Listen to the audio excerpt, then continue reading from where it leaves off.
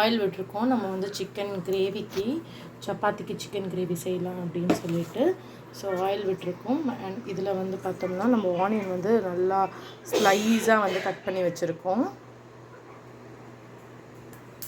And கொஞ்சம் spices and இது கூட வந்து சுருள் பட்டை அண்ட் சோம்பு,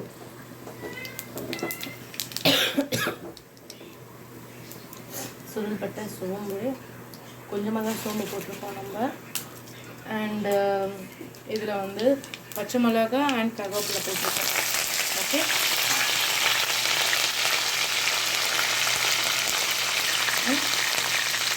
அது லைட்டாக வந்து இது பண்ணணும், இந்த கிறிஸ்பி ஃப்ளேவர் வர்றதுக்காக அப்படி போட்டிருக்கோம். அண்ட் வெங்காயம் நம்ம ரொம்ப ஸ்லைஸாக கட் பண்ணி வச்சுருக்க வெங்காயம்.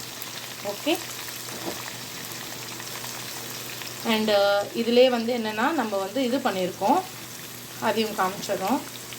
இதில் வந்து பார்த்தோன்னா மிளகு, சோம்பு, கருவேப்பிலை அண்ட் காஞ்ச மிளகாய். ஸோ இந்த மாதிரி ட்ரை ரோஸ்ட் பண்ணி இது ரோஸ்ட் பண்ணியிருக்கோம். இது அப்படியே வந்து நம்ம இதுவாக ஒரு மசாலா மாதிரி நம்ம அரைக்க போகிறோம். கொஞ்சம் ஆனியன் இதுக்காக கொஞ்சம் தேவையான அளவு உப்பு போட்டிருக்கோம் நம்ம.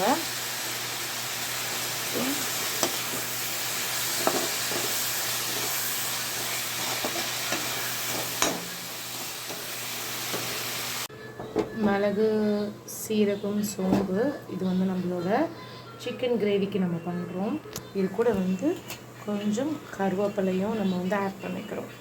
ஸோ இதை வந்து நல்லா ட்ரை ரோஸ்ட் மாதிரி பண்ணிவிட்டு அதுக்கப்புறமா வந்து நம்ம வந்து ஃப்ரை பண்ணிட போகிறோம். ஓகே, பார்த்தீங்கன்னா ஆயில் வந்து எவ்வளோ வந்து பிரிஞ்சு வருதுன்னு பாருங்கள். ஸோ இந்த டைமில் வந்து நம்ம வந்து சிக்கனை ஆட் பண்ணிக்கலாம். ஸோ அதை வந்து சிக்கன் போட்டிருக்கோம். நம்ம அடியிலேருந்து மசாலாவை கலந்து விட்டுட்டு இந்த இதுலேயே நம்ம வந்து வேக வைக்க போகிறோம். கொஞ்சம் நேரம் கழித்து இது ஆயிலே ரோஸ்ட் பண்ணதுக்கப்புறம் நம்ம வந்து தண்ணி ஊற்றிட்டு நம்ம வேக வைக்கலாம். ஸோ இந்த இதிலே வந்து இந்த ஆயிலே நம்ம ரோஸ்ட் பண்ணுறோம். ஸோ கொஞ்ச நேரம் எண்ணெயிலே வந்து வெந்ததுக்கப்புறம் நம்ம வந்து தண்ணி விடலாம். அனலை வந்து கொஞ்சம் அதிகப்படுத்திட்டு அதுக்கப்புறமா நம்ம வந்து இது பண்ணிக்கலாம். சரிங்களா, கொஞ்சம் அது வந்து இதுவாகட்டும். இதுலேயே போட்டுட்டு நம்ம தண்ணி விடவே இல்லை. ஆனால் வந்து எவ்வளோ தண்ணியாக இருக்குது குழம்பு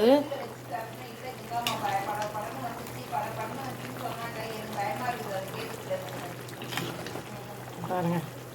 ஸோ நம்ம தண்ணி விடாமல் இவ்வளோ தண்ணி இருக்குது. ஸோ இப்போ வந்து கொஞ்சம் இதுக்காக நம்ம தண்ணி விட்டுடலாம் வேகிறதுக்கு. போட்டுட்டு நம்ம மூடி வச்சிடலாம். அதுக்கான அளவு நம்ம தண்ணியை வச்சுருக்கோம். ஸோ நல்லா இதுவாகிட்டு இது பண்ணலாம். நம்ம ஒரு தட்டை போட்டு மூடிடலாம் இப்போது. ஸோ பாருங்கள், இதான் இன்னும் கொஞ்சம் ட்ரை கொடுத்துக்கலாம் நம்ம. ஸோ இது ரைஸ்க்கு யூஸ் பண்ணாலும் யூஸ் பண்ணிக்கலாம், ட்ரை கொடுத்து நம்ம சப்பாத்திக்கு யூஸ் பண்ணிக்கலாம். சரி, ஆக்சுவலாக எவ்வளோ வெந்திருக்குன்றதை வேணால் நான் உங்களுக்கு காமிக்கிறேன். பாருங்கள், சரி இட் இஸ் லைக் இப்படினாலே நல்லா வெந்து தனியாக வந்துருச்சு பாருங்க. ஸோ அந்த அளவு. அண்ட் இதில் வந்து நம்ம என்ன பண்ண போகிறோம் அப்படின்னா கூட வந்து சப்பாத்தியும் நம்ம வந்து சுடுறோம். சப்பாத்தி வந்து இந்த மாதிரி, ஏன்னா சப்பாத்திக்கு நல்லாயிருக்கும் அப்படின்றதுனால இந்த மாதிரி நாங்கள் வந்துட்டோம். ஸோ இதுதான் அங்கே நான் ஃபைனல் டச் உங்களுக்கு எப்படி இருக்குன்றதை நான் காமிச்சிடறேன். ஓகே, ஸோ வந்து கொஞ்சம் கொத்தமல்லி போட்டுக்கலாம். அண்ட் கொதிக்கிட்டோம், சுண்டுட்டோம், பார்ப்போம் எப்படி இருக்குன்ட்டு. அண்ட் சைட் பை சைட் நம்மளுக்கு வந்து சப்பாத்தி வந்து போட்டிருக்கோம். நம்ம ஆயிலே விடாமல் தான் நம்ம வந்து சுட்டிருக்கோம். பார்த்தீங்கன்னா இங்கே இருக்கும். ஸோ இப்படி தான் செஞ்சிட்ருக்கோம் நம்ம. பாருங்கள், நம்மளோட சிக்கன் இப்போ வந்து இப்படி தான் இருக்குது, ப்ளெயினாக இருக்குது. இந்த தண்ணியெல்லாம் சுண்டுச்சுன்னா எப்படி இருக்குன்றதை நம்ம பார்ப்போம். கலரி விடலாம் திறந்து. ஸோ இப்போதைக்கு இதுவும் தண்ணி விடும், நம்மளும் வந்து தண்ணி வச்சுருக்கோம். ஸோ இதை ஃபுல்லாக கம்ப்ளீட்டாக சுண்டணும். ஓகே, ஸோ அப்போ தான் வந்து சப்பாத்திக்கு நல்லாயிருக்கும். சில பேர் அப்படியே சாப்பாட்டுக்கும் நீங்கள் வந்து சாப்பிட்டுக்கலாம். பட் இந்த மாதிரி என்னும்போது நல்லாயிருக்கு. வாசனையே சூப்பராக இருக்குது. மிதுனா எப்படி இருக்குது சப்பாத்தி? கொஞ்சம் சாப்பிட்டு சொல்கிறீங்களா?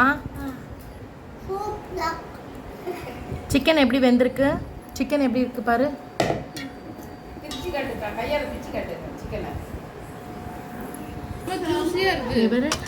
சிக்கன் கட் பண்ண உடனே எவ்வளோ ஜூஸியாக இருக்குங்க, செம்ம ஜூஸி. எப்படி இருக்கு மிதுனா? மாமா வச்சு எப்படி இருக்கு? சாப்பிடுங்க.